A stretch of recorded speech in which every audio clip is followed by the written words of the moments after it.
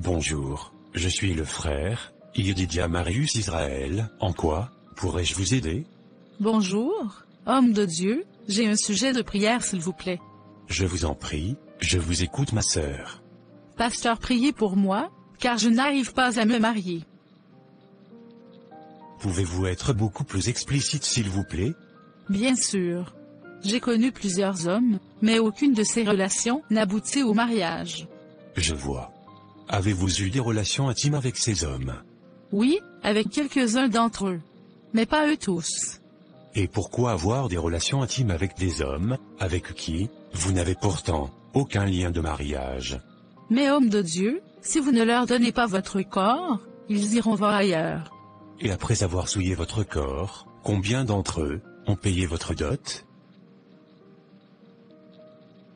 Si c'était le sexe qui donnait le mariage, n'est-ce pas que toutes les prostituées seraient dans un foyer?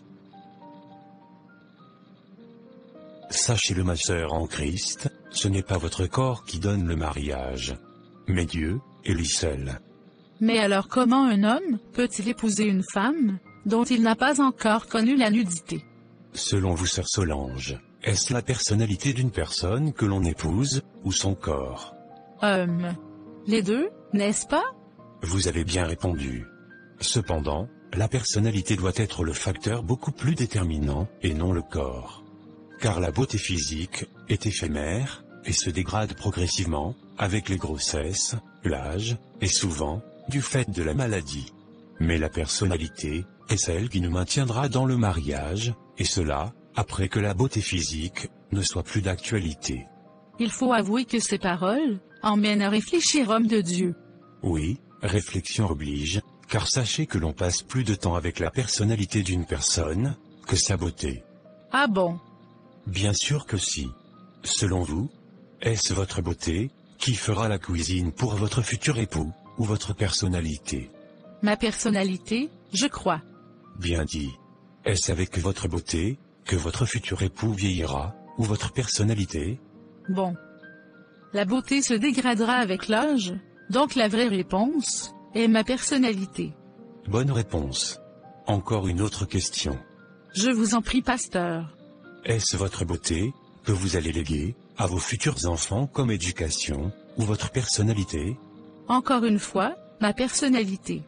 Tu sais ma sœur, celui qui t'aime, à cause de ta personnalité, continuera toujours à t'aimer, même dans la vieillesse.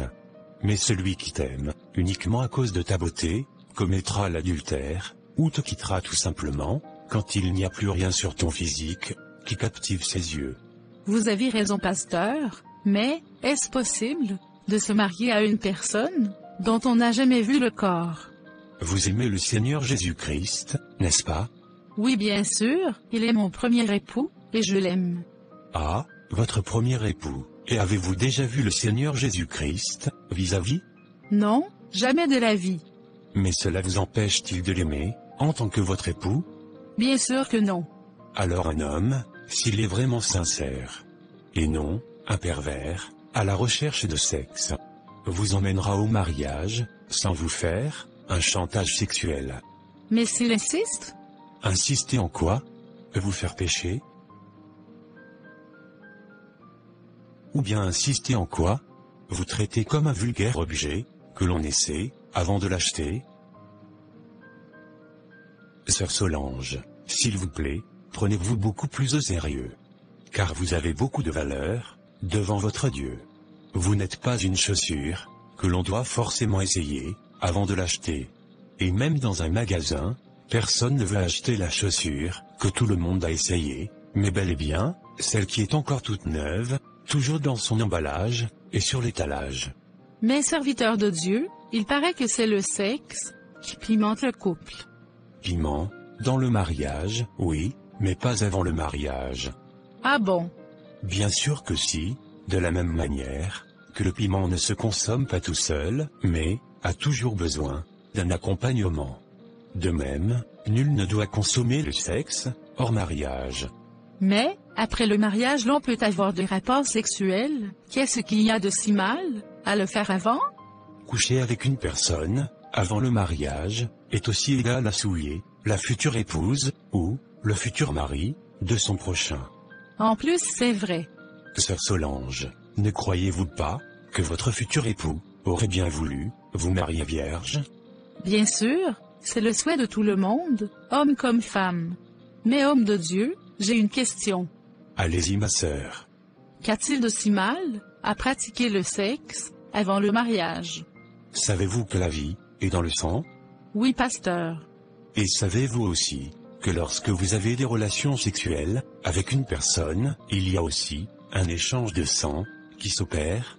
Oui, ça aussi, je le sais. Connaissez-vous le verset d'Un Corinthiens, chapitre 6, verset 16?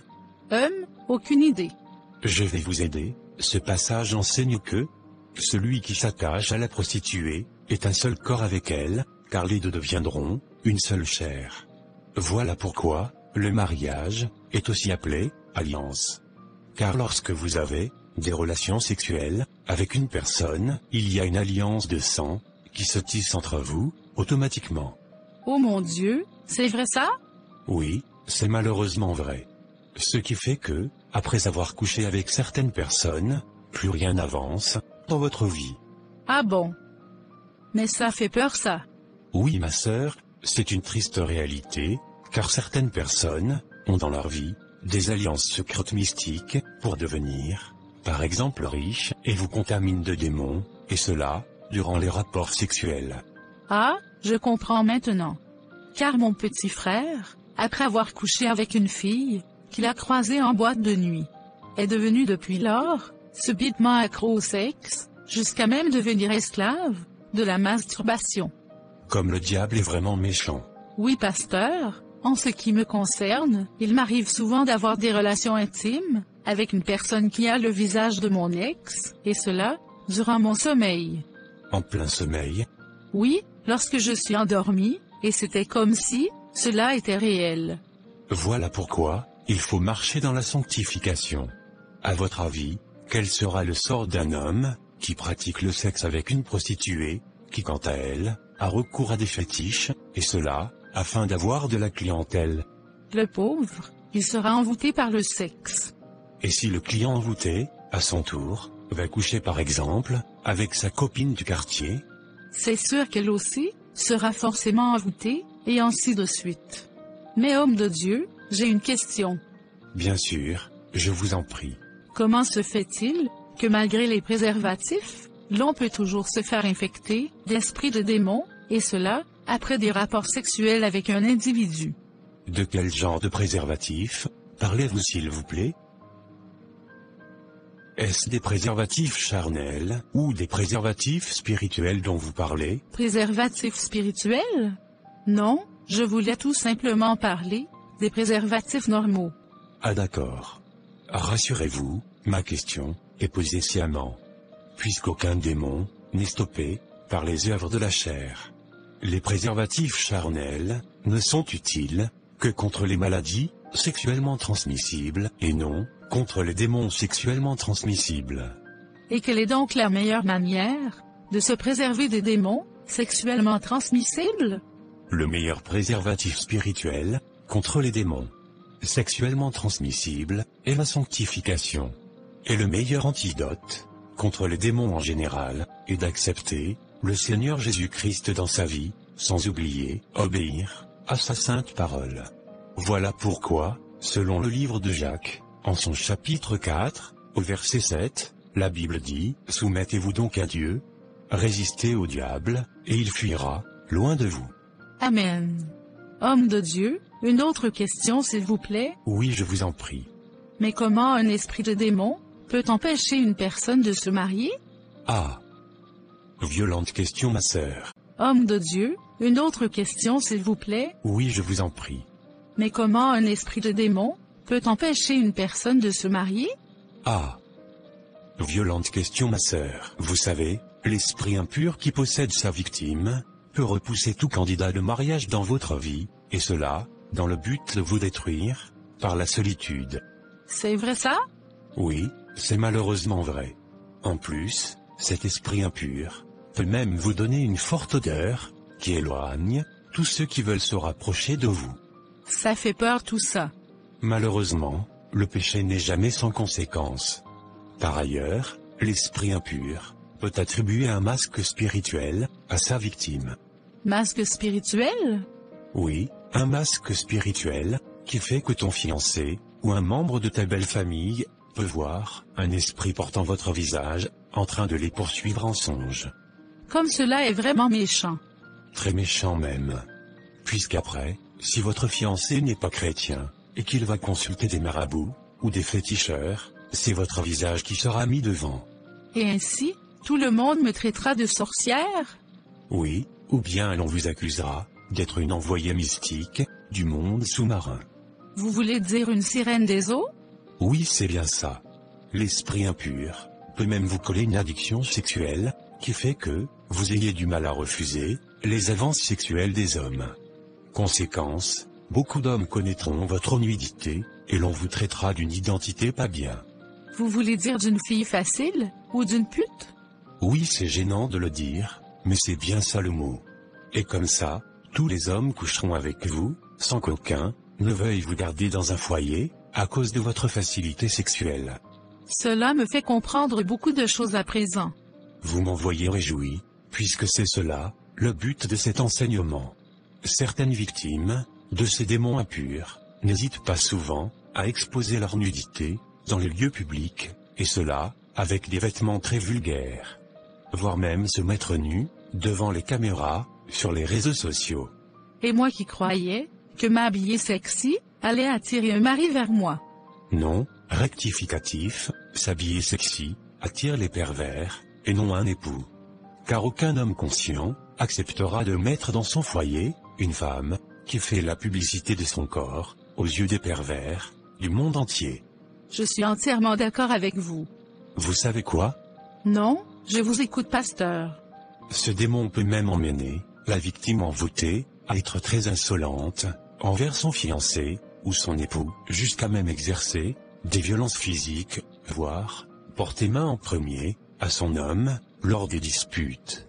Ou bien même tout détruire dans la maison suite à une mésentente afin d'appauvrir le couple. Quoi? Appauvrir le couple? Bien sûr que si.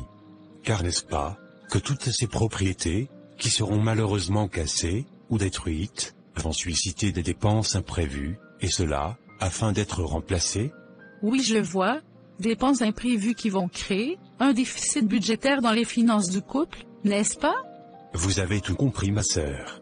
Mais il y a encore, malheureusement pire. Ah bon? Oui, bien entendu. Puisque l'esprit impur peut aussi vous utiliser comme un vulgaire objet sexuel, et abuser de vous sexuellement, pendant que vous êtes innocemment endormi. C'est peut-être ce qui justifie tous ces songes à caractère sexuel dans ma vie? Plus grave, lorsque vous avez des relations sexuelles durant le sommeil avec un démon, cela peut avoir des répercussions néfastes dans le monde physique. Pouvez-vous m'en donner des exemples, s'il vous plaît? Oui, bien entendu. Par exemple, cela peut causer des règles douloureuses, ou bien la stérilité. La stérilité? Oui, la difficulté d'enfanter. Ce qui fera que, même si d'aventure, vous arriviez à vous marier, vous n'aurez pas un mariage heureux.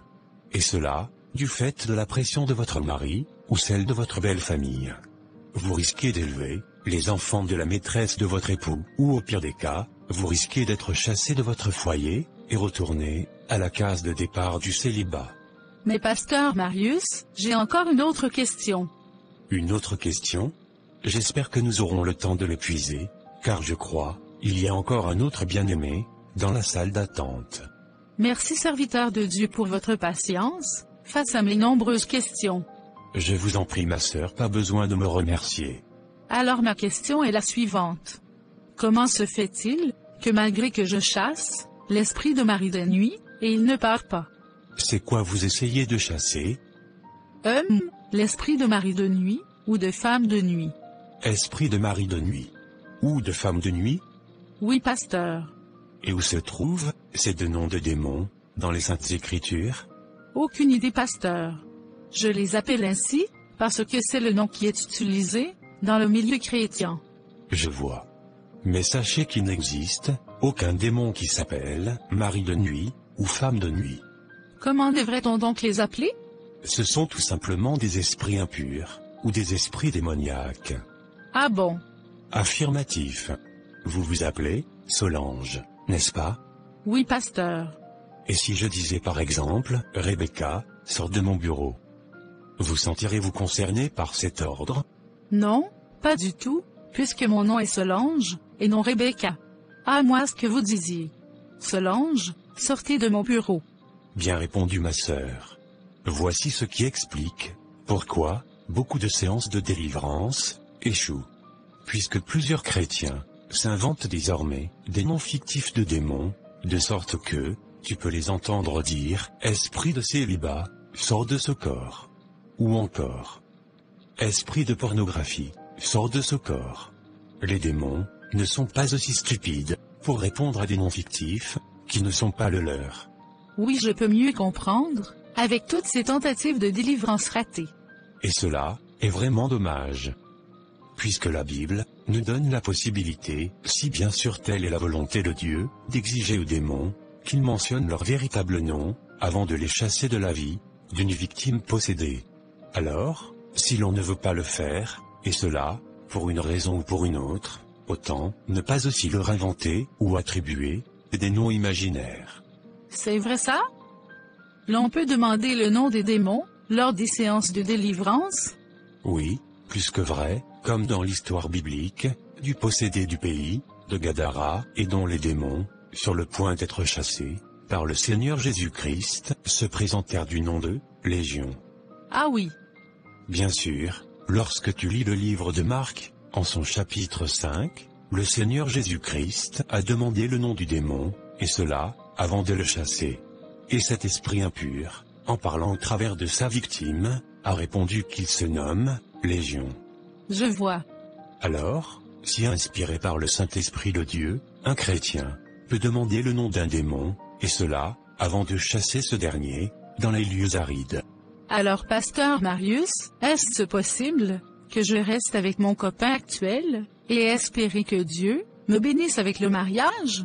Votre fiancé, ou bien votre copain? Celui-là avec qui vous entretenez des relations sexuelles, et cela, hors mariage? Me permettez-vous de répondre à votre question, et cela, par le moyen d'une autre question? Pas de souci, homme de Dieu, je vous écoute. Merci à vous. Alors, comment voulez-vous que Dieu remplisse votre verre d'eau, quand vous-même l'avez déjà rempli de jus? Dieu, mettre de l'eau dans mon verre contenant déjà du jus? J'avoue que je suis confuse, homme de Dieu. Confuse? Alors je vous explique. Le verre représente votre vie. Le jus représente vos nombreux concubins. Et enfin, l'eau, c'est votre futur époux. Alors, ma question était: comment voulez-vous que Dieu apporte votre époux véritable dans votre vie, quand vous-même avez déjà barricadé votre vie de concubins? Et pire, vous entretenez des relations sexuelles hors mariage. Ce qui est d'ailleurs un péché d'impudicité. Mais homme de Dieu, il m'avait pourtant tous promis le mariage. Voilà pourquoi j'ai cédé. Promesse de mariage? Oui, le dernier, c'est-à-dire, Stéphane, avait même promis rencontrer mes parents.